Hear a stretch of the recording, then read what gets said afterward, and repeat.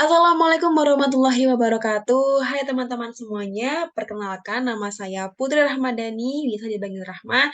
Di sini dari kelas 3B D4 TKI dengan NIM 241420070. Pada kesempatan kali ini, Rahma bakal membahas tuntas dari soal 11.4.6 dari buku Jan Koplis pada mata kuliah OTK 3. Jadi mungkin bisa langsung aja ya teman-teman. Jadi di sini ada soal yaitu 11.4.6 distillation using a vapor feed. Jadi di sini adalah repeat problem atau ulangi soal 11.4.1 tetapi menggunakan saturated vapor. Nah, jadi di sini bisa aku tulis ya. Oke. Dengan menggunakan saturated vapor at dew point ya, at dew point. Nah, kemudian hitunglah yang pertama adalah minimum reflux ratio. Minimum ya, minimum reflux ratio. Kemudian yang B itu adalah jumlah minimum of theatrical atau trace pada total reflux. Seperti itu. Kemudian yang C adalah jumlah dari trace jika reflux rasionya adalah 1,5 rm. Nah, seperti itu ya teman-teman ya. Jadi, untuk yang pertama ini adalah, nih, di sini sudah ada soal 11.4.1 distillation using makeup side method ya. Jadi di sini kita sudah ada soalnya. Nah, di sini eh rectification, jadi ada kolom feed, yaitu feed masuk sekitar 100 kg mol per jam dari campuran 50 mol persen benzen dan 50% mol toluen dengan keadaan tekanannya 101,32 kPa. Nah, feed ini itu berada dalam kondisi at boiling point atau dalam cairan jenuh ya, seperti itu. Kemudian destilasinya itu mengandung 90% mol benzen dan di bagian bawah atau bottoms itu mengandung 10% mol benzen. Nah, untuk perbandingan reflux rasionya itu sekitar 4,52:1. Pertanyaannya adalah hitung dari destilat atau D, kemudian hitung dari bottoms atau B, dan jumlah trace ya menggunakan metode MCAP method. Nah, untuk soal yang ini kita hanya perlu hanya perlu mengetahui dari DB gitu ya, DB dan juga mungkin dari trace-nya juga butuh. Karena soal 11.4.1 ini sangat berhubungan dari soal 11.4.6 ini, seperti itu ya. Jadi mungkin kita bisa jawab dulu pertanyaan yang 11.4.1. Nah, di sini dari Rahma sudah menyediakan jawabannya. Jadi buat teman-teman yang pengen belajar atau mungkin eh ingin lihat juga jadi lebih gampang seperti itu ya. Oke, jadi di sini sudah ada gambar tangkinya ya, gambar tangkinya di sini ada kolom dasilat, di mana tadi dijelaskan bahwa ada F dan XF. Sebentar, mungkin bisa Rahma tulis ya. Di sini ada F dan XF ya. F itu artinya adalah dari feed ya. Kemudian feed ini pasti akan diikuti oleh yang namanya fraksi dan disimbolkan dengan XF seperti itu. Nah, kemudian di sini ada jalur masuk feed ya ke dalam destilasinya tadi. Seperti itu. Nah, kemudian di sini ada dari masuknya tadi, di sini pasti menghasilkan dua keluaran ya, keluaran di sini sama keluaran yang di sini. Nah, untuk keluaran di sini itu dinamakan dengan destilat ya, disimbolkan dengan D. Dan pastinya juga diikuti dengan fraksinya yang disimbolkan dengan XD. Di bagian bawah itu bottom ya, bagian bawah yang disimbolkan dengan B ya, disimbolkan dengan B dan pastinya juga diikuti oleh fraksinya. Jadi mungkin kita bisa tulis ya, untuk yang diketahui di soal tadi kan feed-nya sama dengan 100 kg mol per jam ya. Kemudian XF-nya 50% benzen. Nah, dari sini ya teman-teman ya. Jadi untuk F-nya tadi sudah ketahui 100 kg mol per hour atau per jam. Ya, ini yang masuk. Kemudian untuk SF-nya itu 50% benzen. Ini ya. Jadi mixture of 5T mol persen benzen. Jadi ini ya.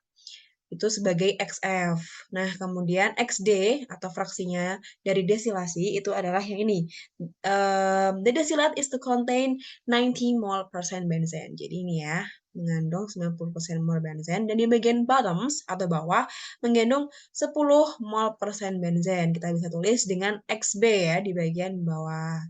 Nah, untuk yang fraksi-fraksi ini kita bisa tulisnya dalam bentuk 0,5, 0,9, dan 0,1. Kemudian diketahui di soal yaitu ada reflux rasio itu 4,52/1. Kita tulis aja ya teman-teman biar memudahkan juga.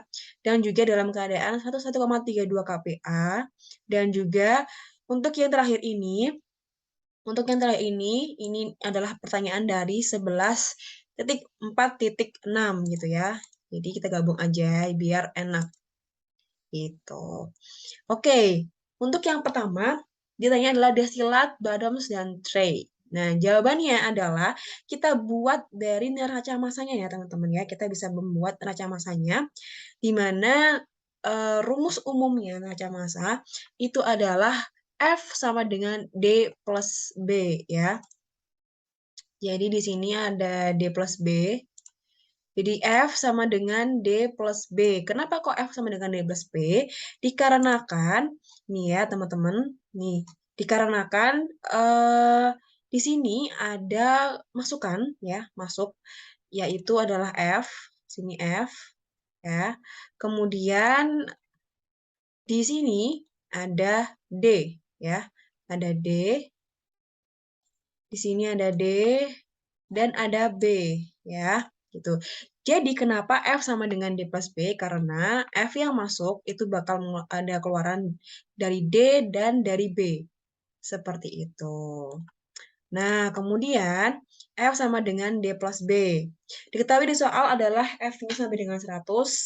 Jadi kita tulis langsung aja, 100 sama dengan D plus B. Nah, untuk metode yang kali ini, dari saya itu menggunakan metode substitusi ya. Seperti itu. Sebetulnya dari teman-teman tuh bisa menggunakan persamaan yang lain. Jadi, misalnya nih, ada 3 kemungkinan persamaan yang bisa teman-teman gunakan. Yang pertama itu adalah 100 sama dengan D plus B. Ini adalah persamaan yang pertama ya teman-teman. Kemudian yang persamaan yang kedua, itu yang ini. D sama dengan 100 min B. Atau persamaan yang ketiga, itu adalah B, aduh, ya, sama dengan 100 min D. Nah, ini termasuk persamaan ketiga. Jadi teman-teman bisa memakai opsi lain, bisa yang persamaan pertama, kedua, atau yang ketiga, semuanya bebas, tergantung teman-teman pengen yang mana. Tapi dari saya, itu mengambil persamaan yang seperti ini, gitu. Oke, terus selanjutnya adalah kita masukkan ke persamaan lengkapnya, yaitu F sama dengan F dikali XF sama dengan D dikali XD ditambah B dikali XB ya. Jadi di sini 100 dikali 0,5, XF-nya sudah diketahui tadi di soal ya, 0,5. D yang kita cari, jadi belum diketahui. Kemudian dikali 0,9 ditambah B, B-nya juga belum diketahui, dikali 0,1. Sehingga menghasilkan persamaan yang kedua ya. Persamaan yang kedua yaitu 50 sama dengan 0,9 D ditambah 0,1 B gitu ya. Nah, kemudian kita lanjut ke dalam metode substitusi ya. Tadi sudah dibilang bahwa untuk yang pertama itu bakal disubstitusi. Nah, untuk persamaan dari pertama itu akan disubstitusikan ke persamaan yang kedua. Jadi di sini 50 sama dengan 0,9 ditambah 0,1 B. 50 sama dengan 0,9 dikali D-nya. D-nya tadi adalah kita menemukan bahwa ini ya 100 min B gitu ya. Oke, 100 min B. Jadi dimasukkan aja 100 min B ini ya. 100 min B. Ditambah 0,1 B. Sehingga dari hasil penjumlahannya diketahui B-nya didapatkan dari hasil 50 kg mol per jam. Ya, seperti itu. Nah, kemudian setelah kita menemukan B, lanjut nih, kita mencari yang D, ya. Karena kan tadi di soal ditanyakan adalah nilai B, nilai D, dan nilai try. Ini B-nya sudah ketemu, lanjut kita masuk ke yang D. Nah, dari yang D ini menggunakan persamaan yang pertama tadi ya, karena lebih simpel juga. Sebenarnya teman-teman bisa menggunakan persamaan yang di sini ya, teman-teman ya. Persamaan yang di bagian ini. Nah, yang di persamaan kedua bisa teman-teman gunakan, tapi kalau dari Rahma itu menggunakan persamaan yang simpel aja ya. Persamaan pertama itu kan lebih simpel ya. Jadi lebih enak seperti itu. Kemudian didapatkan dari D sama dengan 100 min B, 100 min 50. Jadi didapatkan hasil D-nya juga adalah 50 kg mol per jam. Jadi nilai B sama nilai D itu kebetulan sama-sama 50 ya, teman-teman. Jadi 50-50. Seperti itu. Oke, nah sudah diketahui kan dari nilai B dan nilai D-nya. Seperti itu. Nah, kemudian lanjut kita bakal mencari jumlah try gitu ya. Nah, mengingat di soal tadi adalah liquid at the boiling point ya. Liquid at the boiling point. Mungkin teman-teman bisa kita scroll lagi ya teman-teman ke atas. Jadi ini ya. Nah, ini. Mungkin teman-teman bisa lihat di sini is liquid at the boiling point ya. The feed is liquid at the boiling point yang artinya adalah liquid itu berupa cairan jenuh ya. Nah, jika berupa cairan jenuh, maka Q atau slope-nya itu sama dengan 1. Atau jika diubah ke dalam derajat, itu sama dengan 90 derajat ya. Jadi, jika digambarkan di dalam sudut seperti itu ya, itu akan membentuk garis tegak lurus seperti ini ya, teman-teman. Jadi, bakal membentuk garis tegak lurus. Karena dia sudutnya adalah 90 derajat. Nih, seperti itu. Nah, kemudian gimana caranya kita membuat try atau membuat bagian-bagiannya? Nah, selanjutnya kita harus bisa membuat grafik. Nah, dari sini untuk grafiknya ini dibuat di dalam buku Millimeter Block. Jadi, nah di sini sudah Rahma buat ya, teman-teman. Jadi biar memudahkan juga. Oke, di sini kita bisa lihat ya. Di sini grafiknya sudah jadi ya, teman-teman. Jadi, pertama-tama langkah-langkah yang bisa teman-teman lakukan. Nah, teman-teman bisa lihat ya di bagian kanan ya atau kiri. Ini sudah ada tata caranya ya, sudah dituliskan di situ bahwa yang pertama kita bisa membuat grafik atau garis XY ya. Garis XY itu apa? Garis XY itu adalah garis ini ya, teman-teman. Nih, ini garis Y ya. Ini garis Y dan ini adalah garis X ya. Aduh, mencong ya, teman-teman. Ini garis X ya, garis X, sumbu X maksudnya. Gitu. Nah, ini bisa teman-teman lihat, ini adalah garis atau sumbu X ya.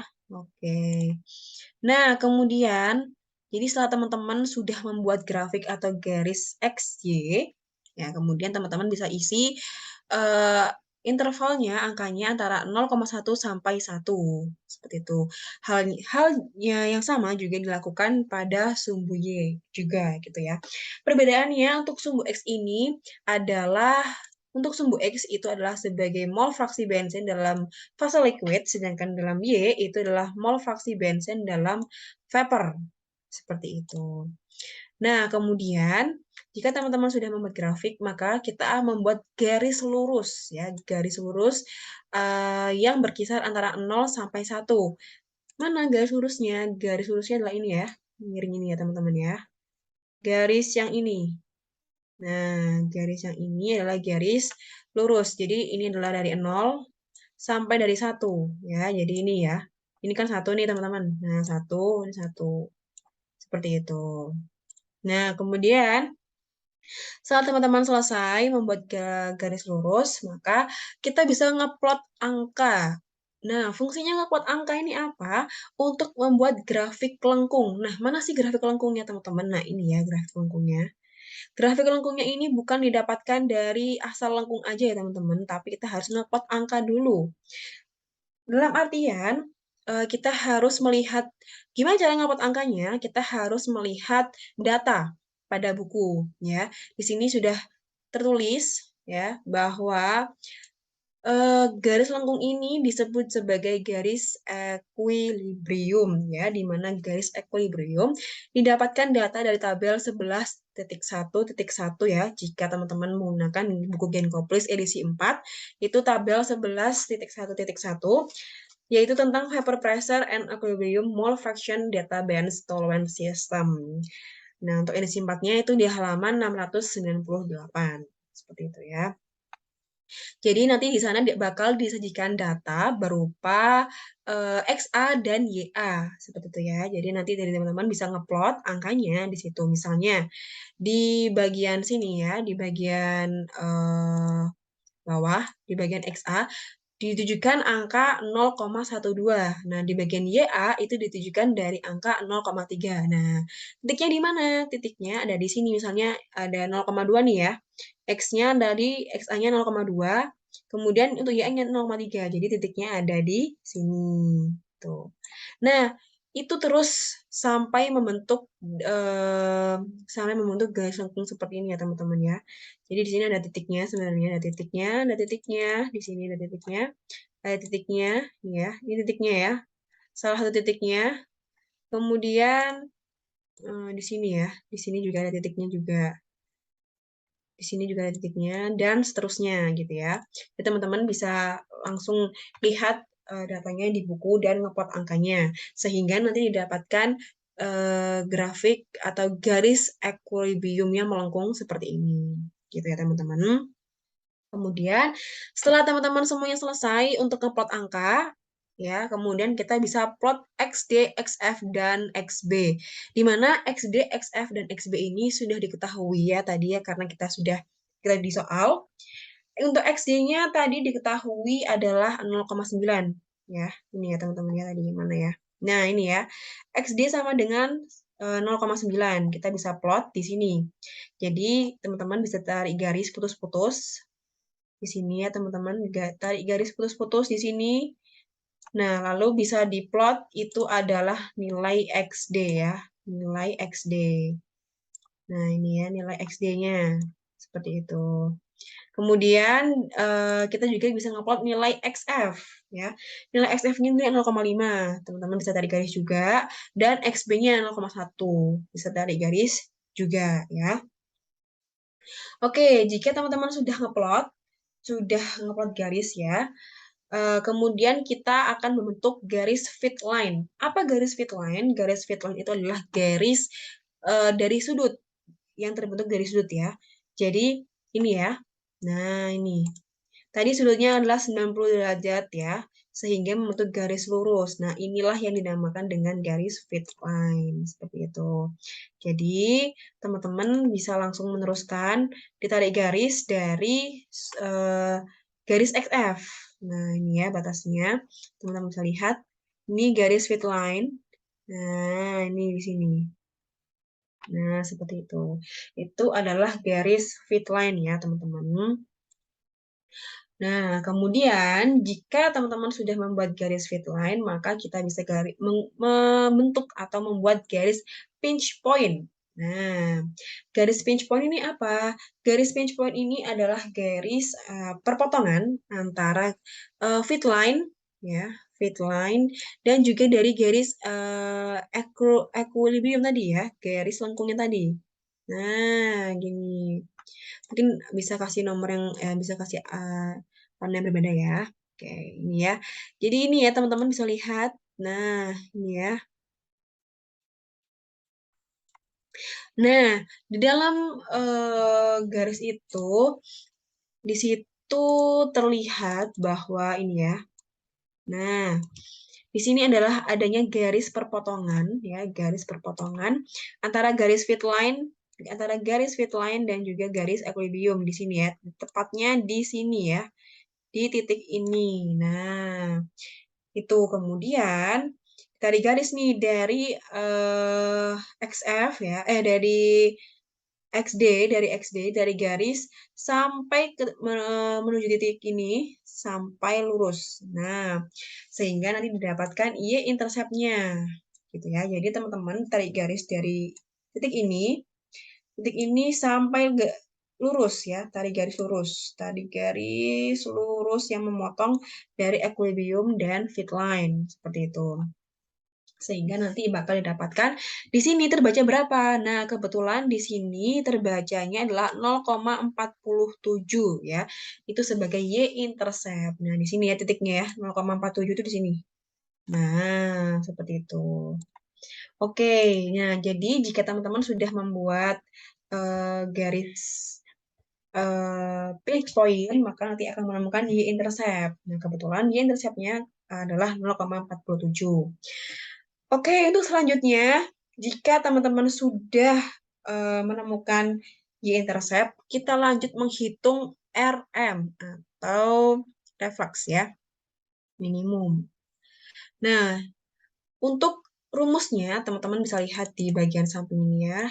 Oke, setelah ditarik garis pada pinch point, jadi kita akan menghitung untuk ini ya, RM-nya.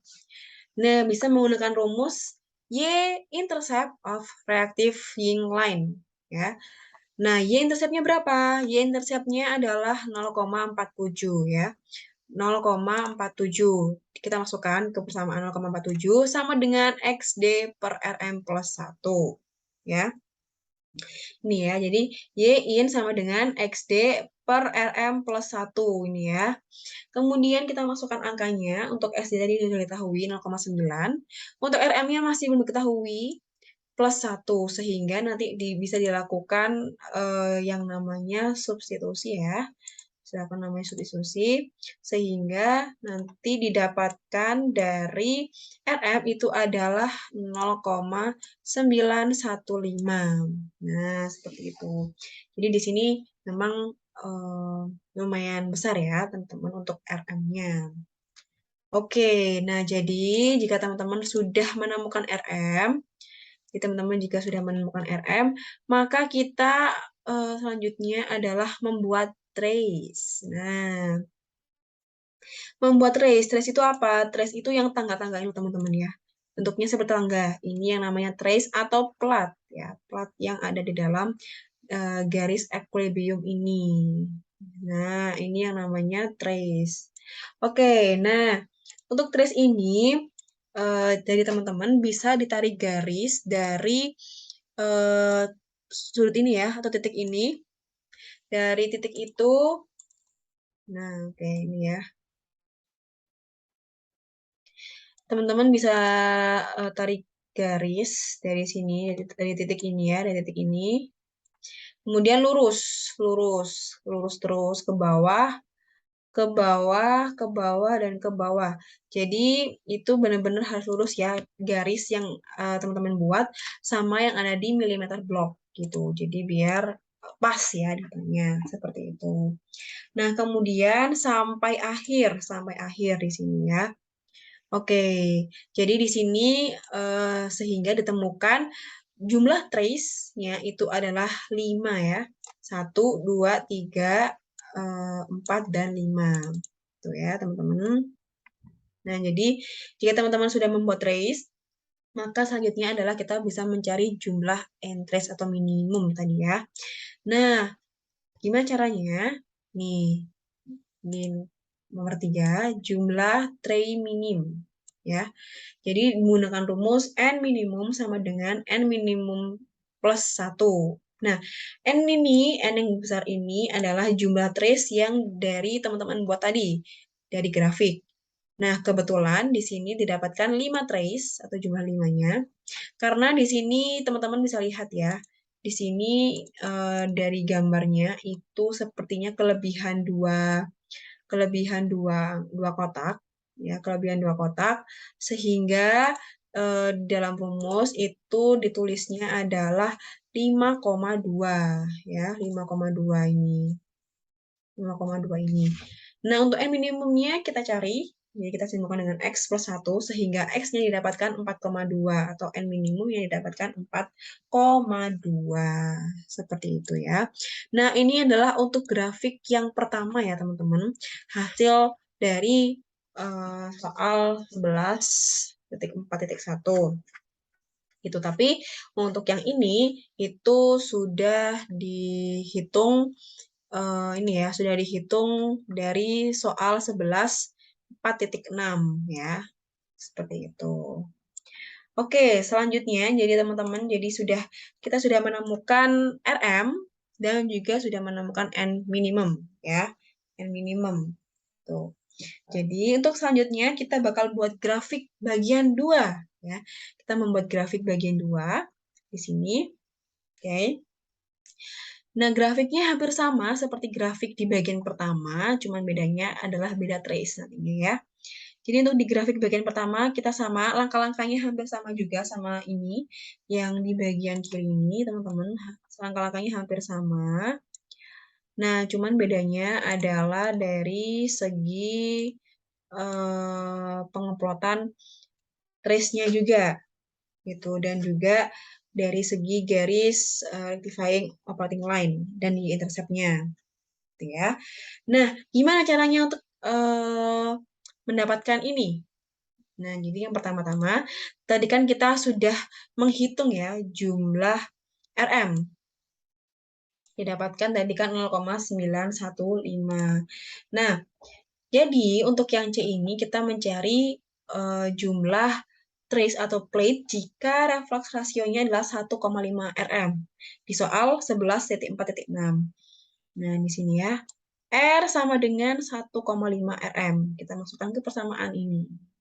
Nah, jadi sama dengan 1,5 dikali 0,915 sehingga didapatkan yaitu 1,3725 ini ya teman-teman ya. Jadi R-nya itu adalah 1,3725.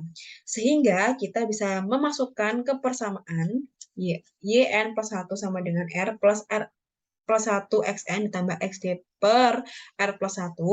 Nah, untuk ini kita bisa mencari yang namanya Y-intercept ya teman-teman, Y-intercept ya.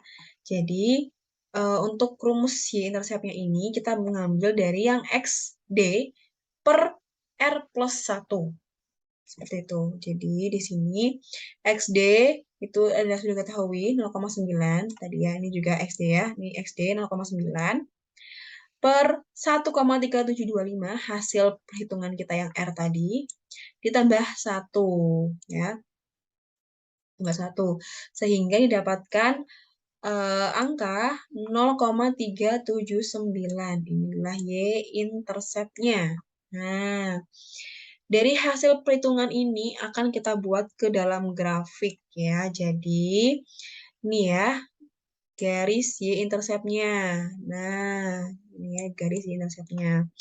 Nah, jadi teman-teman bisa mengepaskan dulu ya. Maksudnya itu bisa ngepasin untuk di angka 0,379 itu yang di mana sih? Seperti itu. Di bagian mana sih? Gitu ya. Jadi 0,379 ini teman-teman cari di grafik ini. Di grafik ini teman-teman cari. Ini kan, antara ini kan. Antara ini dan ini. Teman-teman cari ini, di titik mana sih 0,379. Nah, setelah teman-teman menemukan titik itu, teman-teman langsung sama halnya seperti grafik yang pertama tadi, teman-teman bisa tarik garis dari titik ini ya, dari titik ini ke titik ini yang sudah teman-teman cari tadi 0,379. Tarik garis, red. Nah, akhirnya menemukan yang seperti ini gitu ya. Gitu. Nah, kemudian setelah teman-teman menarik garis, nah teman-teman bisa lihat di sini ya. Nah, kita bisa mencari atau membuat stripping upline. Nah, apa sih garis stripping upline itu? Garis stripping upline itu adalah garis yang ditarik garis dari XB ke perpotongan antara feed line dan garis rectifying operating line, gitu ya. Nih.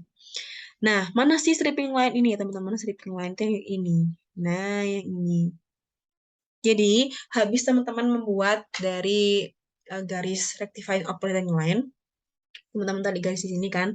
Nih ya, sebentar. Nah, teman-teman tarik garis dari sini kan tadi? Tarik garis dari sini. Nah, terus kemudian di sini ada fit line. Di sini ada fit line, ya kan? Ada fit line. Nah, ada fit line. Pasti akan menemukan titik potong, ya. Jadi, dari rectifying operating line dan fit line itu pasti akan menemukan titik potong. Nah, titik potongnya itu adalah di bagian sini ya, teman-teman. Ya, di bagian sini kalau nggak salah. Nah, sehingga untuk stripping line-nya dari teman-teman bisa tarik garis dari XB menuju ke titik potong itu tadi, gitu ya. Jadi dari teman-teman bisa membuat garis stripping upline-nya. Nah, ketemu nih di titik ini ternyata stripping upline-nya di titik ini gitu. Nah, dari teman-teman sudah berhasil membuat tiga garis tadi ya. Dari ini rectifying upline, fit line, dan stripping line, teman-teman bisa langsung membuat trace-nya atau jumlah plate-nya. Sama halnya seperti tadi, teman-teman bisa menarik garis lurus ya, menarik garis lurus dari sini titik ini sampai di bagian bawah ya, sampai di bagian bawah. Nah, sampai di bagian bawah sini. Di bagian bawah sini ya, teman-teman ya. Gitu. Nah, kemudian di sini di gambar didapatkan jumlah trace-nya itu ada 1, 2, 3, 4, 5, 6, 7, 8, 9, dan 10. Kebetulan ini untuk garis trace-nya itu pas tepat banget ya di nilai XB. Jadi kan kalau di grafik sebelumnya kan dia lebih ya, lebih 2 kotak gitu. Nah, kebetulan ini pas banget di garis XB seperti itu.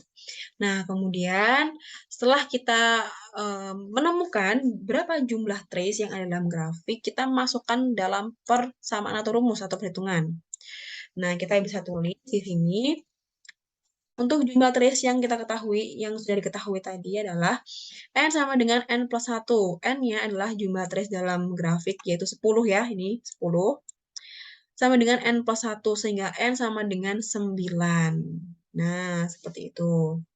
Jadi, untuk jumlah trace ya, jumlah trace jika refleksnya itu dalam 1,5 rm. Nah, didapatkan nilainya 9. Jadi dapat disimpulkan bahwa untuk pertanyaan 11.4.6 ini dapat dijawab ya. Jadi untuk yang pertama tadi hitung minimum refleks rasio atau RM-nya. RM-nya sudah diketahui. Tadi di sini ya RM-nya adalah 0,915. Kemudian untuk yang B, kita menghitung jumlah minimal dari trace. Nah, dari trace jika dari total reflux ya. Jadi yang ini. Nah, jumlah trennya. Nah, jadi didapatkan 4,2 dan menghitung yang C itu adalah jumlah trace atau plates jika reflux rasionya adalah 1,5 rm. Nah, kita tadi sudah memasukkan dan didapatkan jumlah trace-nya adalah 9 gitu. Jadi dapat disimpulkan bahwa semuanya ini untuk soal 11.4.1 dan 4.6 ini berhubungan ya untuk mencari jawabannya seperti itu. Jadi teman-teman bisa mencoba dulu untuk menyelesaikan atau memahami dari soal 11.4.1, kemudian bisa mencoba grafik dan menjawab pertanyaan 11.4.6. Seperti itu ya teman-teman semuanya. Nah, mungkin sekian ya teman-teman untuk penjelasan soal atau solution dari 11.4.6. Semoga dari video ini teman-teman semuanya bisa memahami dan bisa mencoba mengaplikasikan juga. Dan semoga bermanfaat ya teman-teman. Terima kasih dan mohon maaf jika ada kesalahan kata dalam penjelasan. Terima kasih semuanya. Wassalamualaikum warahmatullahi wabarakatuh.